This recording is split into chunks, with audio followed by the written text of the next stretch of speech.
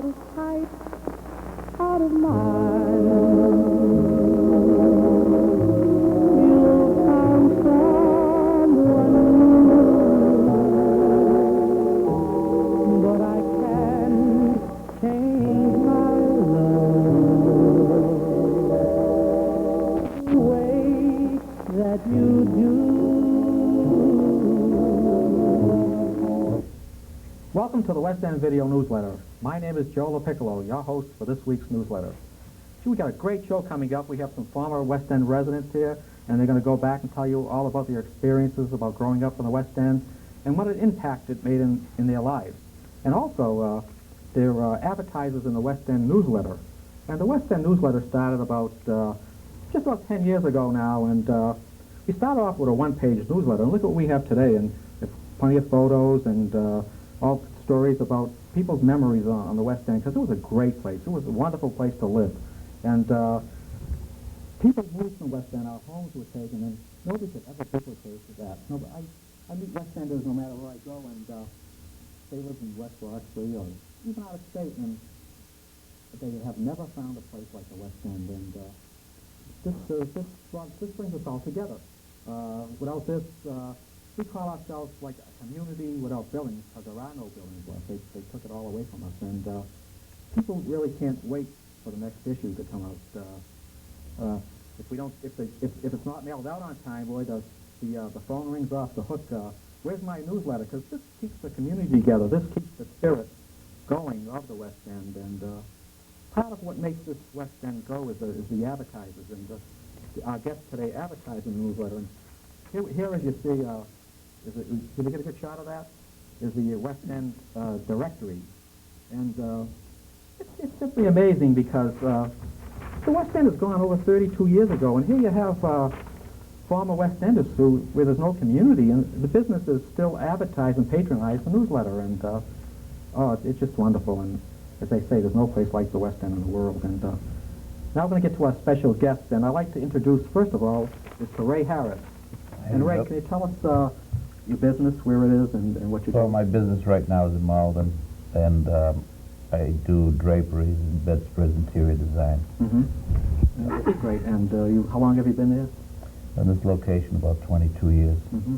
And you've done some of the famous hotels in Boston? Yeah, we do. I'm doing the Bostonian now. Oh, great. That's wonderful. And our next guest is Dolores Cogiuliano. And right. What is your business? My husband and I own a travel agency in Melrose, Massachusetts, mm-hmm. and it's on Main Street, 442 Main Street. Mm-hmm. And the name of it is? The Old Harbor Travel. Okay, great. Old Harbor Travel. And we had one, my sister had one in the North End. Well, we've been in business almost over 20 years. Mm-hmm. She's been a travel agent for over 40 years. And you have a lot of West Enders that pay? Yes, we have quite a few that contact me and come in. And I see them, yes. Oh, wonderful. Mm. And next we have that dynamic Johnny Russo. And Johnny, what is your business? Well, the name of it is Awards Unlimited. We're located on 77 Broadway in Somerville. We do anything from trophies, plaques, T-shirts, hats, jackets, silver vest sets. It says unlimited. That's basically what we try to do. And even though you're out of the West End over 30 years, you still have a lot of West Enders that come in? Yep, we do. See them often, just even if they don't have to purchase, we just come by and say hello. It's amazing the people that, and on Broadway itself, the amazing the people that are on there that come out of the West End and still have been friends, whether they do business with you or they don't. Mm-hmm. And you also cater to a lot of the different companies that have sports? Oh yeah, we're into a lot of corporate businesses as well as youth groups. We cater to youth groups because of the economy today. We're more involved with the youth groups than we've ever been before. A lot of custom fabrication things that we do. All right. And Dolores, do you put on different trip packages? Oh yeah, we're a full-service agency. We sell all kinds of airline tickets, cruises, tours, anywhere in the world. Mm-hmm. And recently you've gone on a great trip. Can you tell us a little bit about that? Yeah, my husband and I flew to Singapore and took a 12-day cruise over to all the way to Bombay, India. Oh, wow. We ended up, we went through Malaysia, Thailand, and in India. Mm-hmm. Yeah, it was wonderful. Oh, very great. different. And do you have any groups that are interested in trips like that? Or? Oh, yeah, we have all kinds of trips that we do with different people. We have cruise groups. I have a group going to the Black Sea, Mediterranean in October, and I have a good-sized group for that. And we do all kinds of things. And Ray, Yeah. in your business, other than draperies, you do upholstery, some side? Well, I used to be. My father was an upholsterer, and I had an uncle in the West End who had a place there. But I don't do upholstery anymore. We do mostly draperies, headboards, cornices. I'm the oldest one around New England doing custom bedspreads, hand-guided Oh, you bedspreads. still do that, huh? Wow. Oh, yeah. That's marvelous. Yeah. And you also do blinds and vertical Oh, yeah, we do all that. Yeah, we do regular decorating for anything anybody needs. Now, Yeah. did you say your father started this business years ago, or? Well, yeah, we were originally upholsterers. And what was it called, and where was So it was Samuel Harris Company. My father was Samuel Harris And where was that located? in Malden. And did you say one of your relatives? Yeah, my uncle Harry Kaminsky had a place. They lived on Allen Street, the Kaminskys. Right. And I forget what street, but he had a little place there at one time. Then he moved to Brighton after the West End was knocked down. Oh, great. But I think on Leverage Street they used to have the union for the upholsterers union at one really? time. Yeah, in the West End. And what street did you live on in the West End? Chamber. Chamber? What Yeah. number? I forget where I was born, but my grandmother had the 237 was where my family was. Yeah. Okay. Then we moved over to Poplar Street. Oh, yeah. And did you go to schools in the West End? Blackstone. Yeah. Did you? Yeah. Oh, what grade did you go up to? I only went up to the first or second grade, then we Really? moved to Malden. But Okay. I used to come back to play with my cousin in Elm Street, and my grandmother was there. We still stayed there. I was there a lot. That's funny because a lot of people who moved to the West End before it was torn down, they relatives maintained homes in the West End, and they would always come back and Yeah. visit. Nobody really wanted to leave the West End. Well, we did our shopping there also. It was a great shopping. The same as the North End is now for Jewish people. Right. And, That was very ethnic. Yeah. Like on Spring Street, there were Jewish bakeries and Jewish meat butcher shops, Yeah. and also I remember the chicken house they had at the end Yeah. of Brighton Street. They used to there. have, it was like the North End. They had carts and horse and teams. My uncle had a horse and team. I used to work on it when I was a kid, where I would sit on it. And I used to sell fruit and vegetables. The Feldmans were their name. Yeah. And Dolores, did you have family in the West End? Oh, yeah, I lived up on the hill. I lived on South Russell Street, which is on the other side of Cambridge Street. Right. And I was there we moved there from the North End when I was about 9 years old. My dad worked up on, was a private chauffeur up on Louisburg Square, Oh, Chestnut Louisburg Street.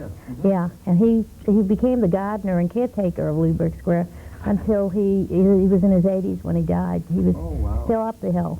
So I imagine he gardened for a lot of famous people. Oh, yeah, Do you right. recall any of them? Well, the whole of the circle of the Louisburg Square was his garden. That's what he did, the middle of the square. Yeah. And I hung around with most of the people down in the West End, and we were the dancers of that day. Oh, you were? Yeah, we used to go to all the clubs. There were many clubs, and we'd go dancing, and some of the clubs were in the Norman Club, the Mercury Club, the Turf Club, the St. Louis Club. And these were social clubs, and where were they located? Well, the Mercury Club and the Norman Club were located at one time on Cambridge Street, and upstairs, and they used to have a jukebox, and the girls from all over would come up, and it was a boys' club, and they were members, and the girls would come up, and they'd put the jukebox on, and we danced all hours. Oh, It wonderful. was wonderful, yeah. John, you hung around the corner, didn't you? Tell us about it. Tell us about hanging out in the car. No, you belong to the West End house, was that? Oh, yeah, we on the West Town House, but Sunday mornings, people, when we were supposed to be at St. Joseph's Church, might have hung around a corner. I won't give any names up, but Father that Powers was wouldn't like interesting. that. Yeah, he wouldn't Yeah. like that at all, exactly. But I grew up on Parkman Street, on 4 Parkman Street, and then we moved to the richier section and moved to 11 Parkman Street, which was next to the George Robert White building that was there, the clinic. Yeah, that was the health clinic, right. Health clinic. It was a lot of fun hanging around there. It really was. I mean, we had the games that we played, that buck and blind man's buff, stuff that you never even hear people. You tell that to people, they haven't got a clue what you're talking about. And you didn't even need any money to play. The children want games that cost them $1,000, $100 for this. It's amazing what you could get away with without having it. Right. Yeah. Those days, Things you that really could occupy your mind. used to play a sewer cover would be make a game out of it, you know. Did you ever play that? Did you ever play that? Oh, sure. Like Lummies? Yeah. Do you remember? Did you remember? Oh yeah, as kids we did that. Yeah, right. But as I grew older, then we just go dance and have a lot of fun. And Ray, you remember some of the games you played in the West End? Did you play? No, I don't. Mostly my youth was spent at the Elizabeth Phoebe House camp in Sharon, Camp Gannett is where I remember most of the swimming and games and the playing that was out there. And that's where I became active. I ended up a counselor, and I ended up a cook, and I ended up working there for quite some, time. Great. And you're still active in the Peabody House, aren't you? Yes, I'm the president of the Alumni Association. We have a group of alumni. We get together, we have dances, and we have an affair down at the camp. And there's usually about, 50 cars or so Sure. show up with people. We've had upwards of over 100 cars. Yeah, we're going to have one on June 17th, is it, I think? Exactly. Yeah. And, anybody's welcome to come. Once it Isn't gets that done. wonderful, and isn't that amazing how the West End is torn down over 30 years, and yet we have camp reunions, and we have alumni of the Peabody House who still meet together and run functions and try to keep that tradition going. Yeah, we do. And I may add that when you say there's no buildings and we haven't got any land, but we stick together, my feeling is we do have land and we do have buildings. The only thing, they're in Sharon, at Camp Gannett. And it does belong to everybody watching who's from the West End. I mean, it's a settlement house, it's a camp, it's a place to come, and it still belongs to West Enders. What I mean by that is we have no community to go to. We have no community, but I mean, we do. I mean, I like to feel as though we still have a basic piece of land with a few buildings on it that belongs to the West End. Well, great. We're going to break for a few minutes now. We're going to see a film clip on Marc Freed. And Marc Freed was a sociologist who did a study on the sociological impact that happened to West Enders when they tore it down. And Jimmy Campano filmed this at the West End Library. He recently gave a talk. So we're going to break for this film and see you back in 10 minutes.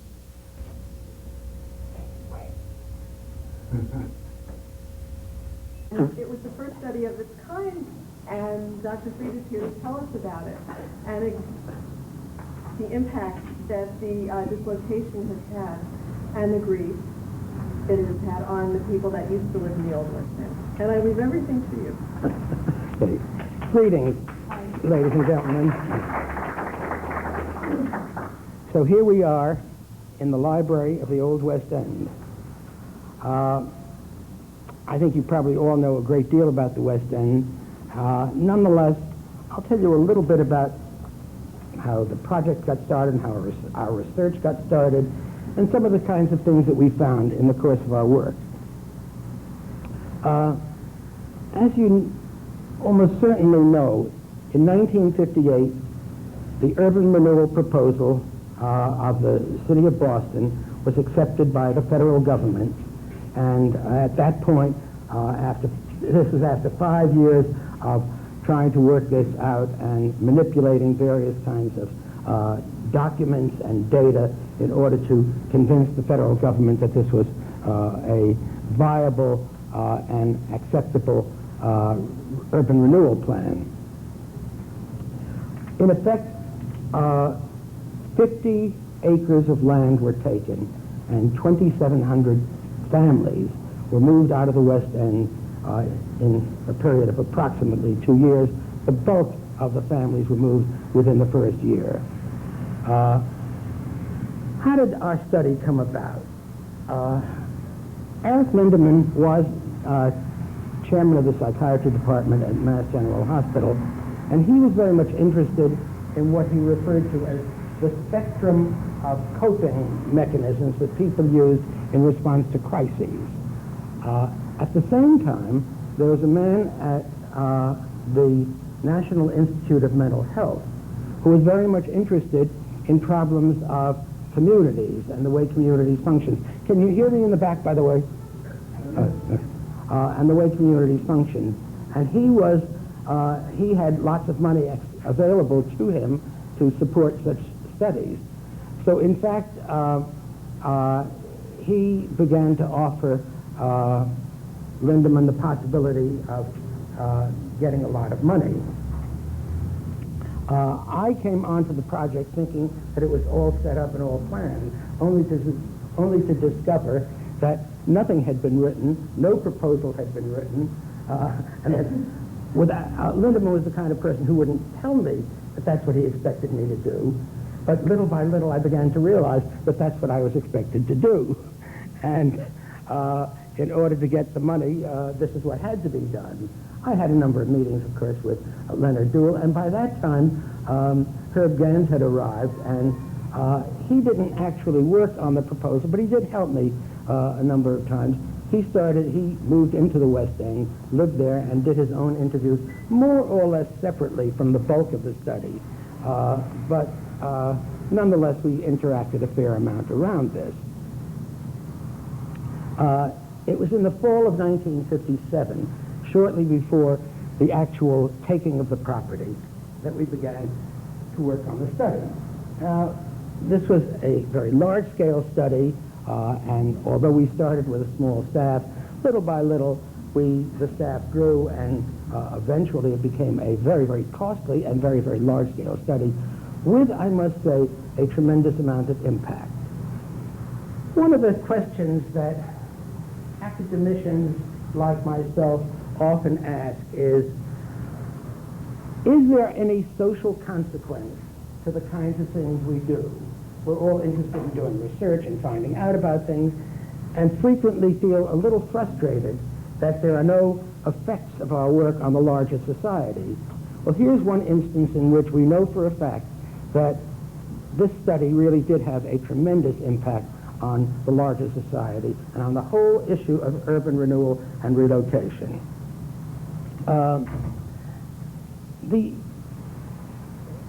At the outset, we started to write the proposal without knowing a tremendous amount, of course, by then about the West End. That was the way you had to do it. And so we submitted the proposal, it was accepted, and we began to look over some of the materials involved. Now, there has always been a very peculiar kind of attitude about, there had always been a kind of peculiar attitude about urban renewal. First of all, the legislation that supported, or that gave urban renewal its funding was established by one of the more conservative Congresses in the United States in 1949. It was not intended in any way as a liberal piece of legislation, although on the surface that's the way in which it was presented. In fact, it was a form of legislation which was designed to aid the cities and to move as many poor people out of the city as possible. The most extreme example of this, of course, is not so much the West End, but the city of Chicago, in which Mayor Daley literally ransacked huge, huge areas of the central city and destroyed them in order to put up high-rise, expensive housing. And in that particular case, in order to get rid of the blacks and to move white families into the center of Chicago. The kinds of arguments that were used also capture the very, very negative image that legislators and others had of working class communities and of working class people. The general image was that, and of course this is what was described about the West End, that it was a place of crime, of delinquency, of alcoholism, of transiency, and in fact what was interesting about it, since none of these things really characterized the West End, in order to make a case for it, without ever saying that this is what they were doing, what the relocation planners in Boston did was to include the statistics from both the Bowdoin Square area in the statistics for the West End, and of course never mentioned this, so that suddenly what an area which had relatively little crime, relatively little delinquency, only a modest amount of alcoholism, appeared as if it had had a great deal of all of these. And as for the transiency, kind of interesting thing. Indeed, it was the case that there were a fairly large number of vacant apartments by the time they came around to studying it. But of course, those vacant apartments were vacant largely because the rumors about urban renewal had been taking place since 1952. So that what we began to discover as we examined it is that those were the dates that designated when people had moved out. You know, because the police listings in the city of Boston allow you to do such studies. So you can take a particular address and find out when was the last time the place was occupied. So apparently that really was the story, and it wasn't a transient area at all.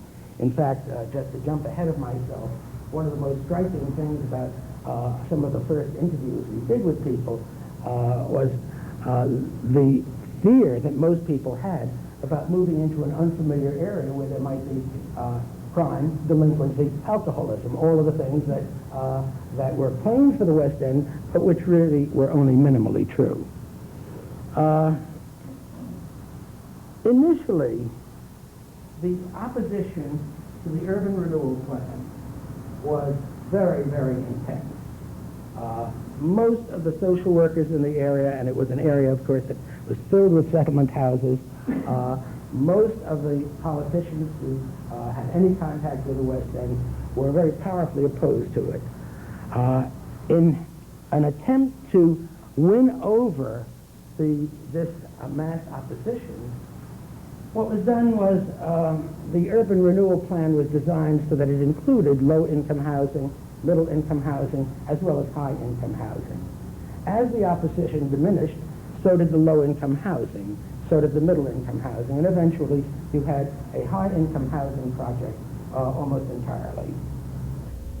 Okay, we're back live now, and I hope you enjoyed the tape of Professor Freed. And he's a marvelous man, and he did hours and hours of interviews to and put the study together, and it's shown all over the world, and it's made a real impact on people's lives. And his tape, the impact it's made, that you'll never see a neighborhood torn down like the West End was, and he's part of the reason why it won't happen again through his study. And I'm going to introduce our guest today. The theme of our show is West End Memories, and with us, former West End residents Ray Harris, Dolores Giuliano, and the dynamic John Russo. We were talking before the show, and one of the areas we were discussing is right on the fringes of the West End residence area is Scully Square. And Dolores, you were telling us about Joe and Nemo's. And, yeah, I remember Joe and Nemo's had a restaurant in the back of Scully Square, facing the old Howard. And my dad used to take me there to eat on Sunday nights once in a while. And I can still remember the inside, what it looks like. It was a regular restaurant, not the hot dog area. The hot dog place was in front. In the back. Right, was, right. And can you recall a little the meals bar? you had? There was a bar there. Just American-type food. I don't remember exactly what it was.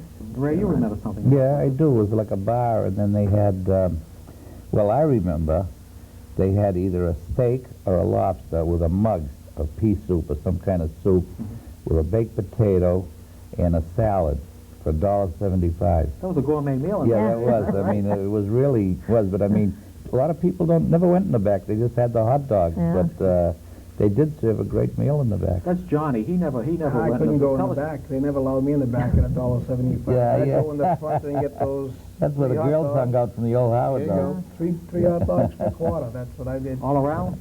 All around, absolutely. Everything you can get in there. And sometimes you didn't have, you could have got 2 hot dogs and a Coke. It was the A same. lot of people don't remember the hamburgers, though, either. The hamburgers was Yeah, they had good, some but I good never had them. I hamburgers, couldn't yeah. get by those 3. Yeah. When I was there, I was probably 11, 12 years old, and I would go there and I'd force myself to eat the 3 of them. One of the great things I think about that place is you saw all the derelicts in The area. Scully Square mingling with all the politicians from the State House, right. having lunch. Still happens. Yeah, and you know, everybody was there lunchtime from the office buildings, the State House, and still there were other people hanging around like that, and it was just everyone, every different types of walks of life. And it's famous all over the world, and it's one Joe Nemo's left, and it's on Bowden Street in the West End, and it's still under the same owner, too. Scully Square was... Right. Scully Square is one of the safest places to walk in those days. I mean, we could walk through there in the evenings, and nobody would ever bother you, and, you know, that was even during the war. There's always a lot of people around and very safe. Dolores, tell us something about these social clubs that you... The social clubs were, like I say, were members that were boys. And as they came back from the war, they would attend and join the social clubs. And they'd have girls up there to dance every night, and they were sisters and girlfriends of the members. So all family. And it was all mostly family, yes, mostly family. But you had different sections of the West End. You'd have one section that had their social club, and there were all different sections all throughout. And the jukebox and the places to sit, and it was fun. Right. Every night we'd go up there and dance. You know, that's missing in the community today. Yes, they don't have social clubs. That's the thing of the past, and that's what made the West End special, and that's what makes the West End, the people are so close even today. And what makes that is because of these social clubs all those years ago, and it made such an impact on you that you still have West End friends, don't you? Oh yes, and we still see them at different dances that we attend, and especially at the reunion, the West End reunion. We see all the same groups. You mentioned Rose and Ellie with the close friend. Rose and Ellie, and I had friends Dolly Ruma, Lorraine Kaczynski, Irene Szymanski. These were all girls that came, all Polish, Irish, Italian, Jewish, Irish Schneider. Ukrainian. Yeah, I had neighbors, Irish Schneider. These are all different people that, you know, all different kinds. And John, you still attend reunions at the West End house camp up in Maine. Still there. It's a great place. Again, some guys all go off in different walks of life, and then you get to see them 3-4 days together and sit and catch up on your whole year. It depends on where they come from. They fly in, New York, California, wherever. And you all look forward to getting our newsletter here? Oh, yeah, absolutely. And this is like a means of communications, too, because where there is no community left, this brings all the people, and this is, the letters that are in here, they're magnificent, and it brings you back to your boyhood and childhood days that you can't go back to, because there are no streets to go back to. But it's great to see the people that write in. Oh, yeah. And you haven't heard someone, then all of a sudden you say, geez, I know that name. Yeah, right. And then they say, do you remember, I can remember this person and that person and that person. And you go over, then you start saying, I sat there one night and said, geez, I remember the same things. And I've never written into them, but it's about amazing. time you did, John. You might not want to hear what I've got to say. And did you say you go on functions and trips with West Enders also? Yeah, I see some of the guys. Mention some of the names. Well, I've got Vinny Migliorio who works across the street from me. I have a Nazaro that works up the street from me. I have Joey Messina. I have Sonny LaPresti that I see. Right. Oh, I know. Messina. Some of the other guys that I've been reacquainted with through the West End House. Joe. The guys you get to see period. There's Sonny Downey. Right. I'm just trying to think. Gussie. Gussie, sure. Yeah. The closeness of the West End is still there, and